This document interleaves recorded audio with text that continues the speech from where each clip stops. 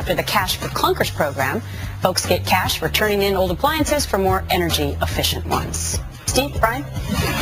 Meanwhile, the Speaker of the House, Nancy Pelosi, is calling on Democrats to be courageous and support health care despite public opposition. But will conservative Democrats vote yes to reform if it means political suicide? What if you vote yes, but then you get voted out next November? I don't know, Steve, but that may be a good question for Congressman Anthony Weiner of New York, who's right here for us, a fellow Democrat to Nancy Pelosi. Congressman, welcome back. Thanks for having me back. What were your thoughts when the Speaker said that? Is she on the money, or is she saying, what are you talking about my career for? Well, she's right in that tough votes mean tough votes. I mean, look, you don't go to Washington just to vote on National Pickle Month. You go there to try to solve problems. This is a huge problem. If we had one element of consensus at the healthcare summit, everyone said we have to solve this problem. The question is how we do it, and Democrats have a plan. We have to do it alone because Republicans, for various reasons, have said they're not going to help. So she's right. This is going to be a tough vote for a lot of us. So let's put it, and I know you hate to deal with hypotheticals because we don't know what's going to be in what the president's going to suggest tomorrow. But let's say Nancy comes to you and says, Congressman Weiner, I really need your vote. Yes, you're going to vote yes anyway on it. But say your district was squarely against it. And there are a lot of members who have that situation where they'd like to vote for it, but their district will vote them out of office. So do you do what you consider in your head the right thing and vote for the greater good and health care, knowing you're going to be out of work in a couple of months? Well, listen, that's the idea. Look, we're sent to Washington to represent our districts, but we're also sent to Washington to lead. You know, there are always going to be times there to But be what tough if your votes. district doesn't want it? Well, yeah, there are always going to be times that you're asked, well, should we just take a poll? That's not what congressmen should do. Congressmen and women should say, not only do we want to figure out what is right, we want to figure out what is right for our district and try to merge the two things. Look, this is what happened throughout the month of August. Look, we should be honest about something here.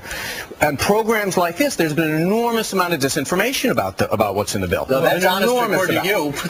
I mean, that's what you think. No, but look, I think that there has been an orchestrated in a lot of quarters to lie about the bill. We went through. Well, don't take it all personal. I said programs like yours. Steve, don't be so Let me ask you something. like yours. Let me ask I can get this guy in a headlock in just a second. Let me ask you something. Did anyone talk about death panels on this show throughout the last 6 months? Oh, of course. Okay, that was a lie. Questions? That was a lie. So let's move forward.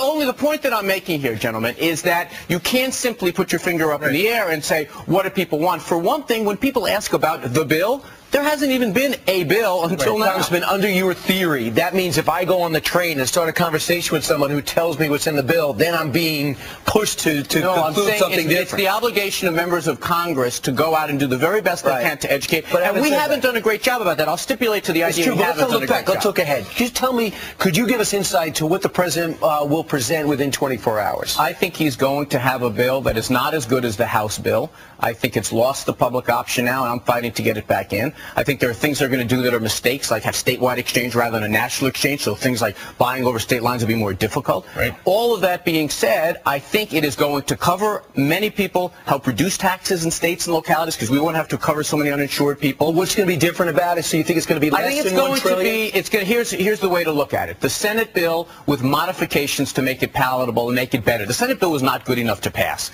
They need to figure out a way to make it better, and it's going to be very difficult. All of these votes are very difficult because they involve doing difficult things. Well, we do know that we've heard that apparently it's still going to cost $1 trillion, and we don't know exactly where all that money is going to come from because, as you know, we're in trouble. But how could you, as a guy who's wanted the public option all along, vote for it in an affirmative way if it doesn't have what you want? Well, it doesn't have what you want either, because you want choice, you want competition, you want lower cost. I want to be able to pay for it. Yeah, the public. Well, first of all, let's make it very clear. The bill in the House, in the Senate, and the President's plan is going to save us money, mean cost less than our present plan. And I know that because we know that right now health care costs are going up so much, they're consuming 17% of our economy. They're on the way to 50% of our economy. So let's just make sure, yes, there are some things we're going to have to do now to save a little more money later. But you are right. I have already compromised an enormous amount. I came in here. How can you, in your conscience, say, okay, I'm going to vote for this, because I even though it doesn't have what I want? First of all, I haven't said I'm going to vote for it.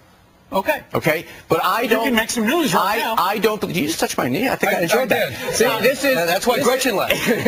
This is the case where you don't want to let the perfect be the enemy of the good. And I don't think any of us who legislate ever get everything that we want. I want a public option, and I think all Americans should want. You know what bugs me? You have a better tie than both me and Steve combined. Well, that is a better tie. That's not setting a high bar. Oh, that hurts like just before you go, when before you go, this is third before you go. Hold on a second.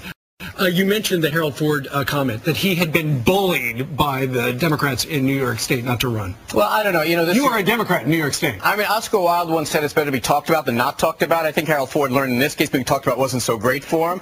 Look, he wasn't going to win. I'm glad he decided not to run.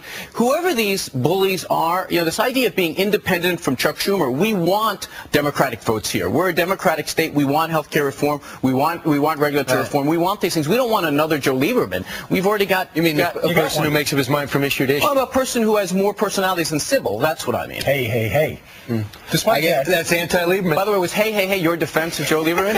No, that's the president trying to get we get in the morning. That's the president trying to quiet down Lamar Alexander. That was a great interview. Thank you very much. I enjoyed being here. Thanks, guys. Right, even though you touched his knee. Straight ahead.